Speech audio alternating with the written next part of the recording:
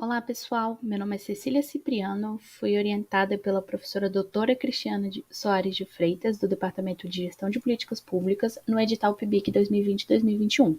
Nosso plano de trabalho buscou analisar as implicações das inovações democráticas que utilizam recursos de inteligência artificial em tempos de pandemia.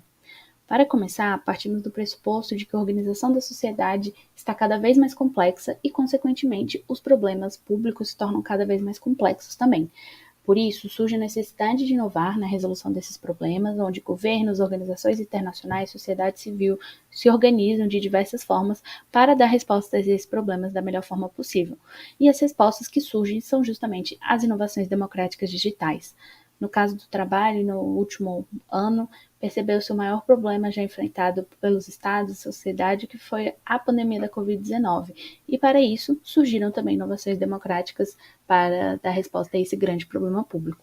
Logo, o nosso objetivo do trabalho foi investigar as inovações que surgiram no Brasil em resposta à pandemia e que utilizam recursos de inteligência artificial. Para a metodologia do trabalho, foi dividido em duas partes. Para a coleta de dados, utilizou-se pesquisa documental, etnografia virtual, realizou-se consulta em bancos de dados de inovações democráticas digitais, no caso Latino, que já é um banco estruturado com diversas inovações democráticas do Brasil, de outros países da América Latina e Caribe, e consultou-se também outros sítios eletrônicos relevantes para essa primeira etapa da coleta de dados. Para análise dos dados e tratamento dos dados, criou-se uma planilha em que foram estruturadas e escolheu-se o modelo de avaliação tecnopolítico desenvolvido por Freitas Capiberibe e Montenegro para analisar essas inovações.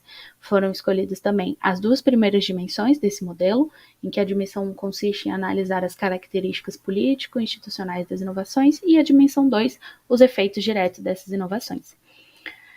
Como resultados, tivemos um mapeamento total de 37 inovações democráticas que surgiram no Brasil para combate à Covid-19 em resposta a esse problema, e dentre essas, 9 utilizam recursos de inteligência artificial. Dentro dos recursos principais de IA mapeados, temos o processamento de linguagem natural, Big Data, aprendizado de máquina. Quanto aos objetivos dessas inovações de combate à pandemia que utilizam IA, percebeu-se que o objetivo mais frequente era o de informar a população sobre os sintomas e cuidados a se tomar perante o vírus, cuidados de lavar a mão, usar máscaras e tudo mais.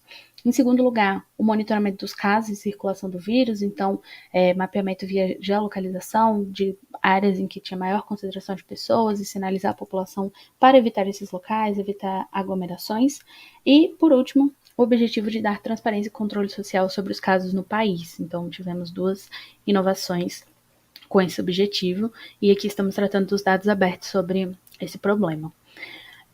Quanto ao apoio de programa ou política do governo, percebeu-se que cinco dessas inovações não recebem nenhum tipo de suporte governamental, enquanto 4 recebem esse apoio, né, mostrando um equilíbrio dentro das inovações.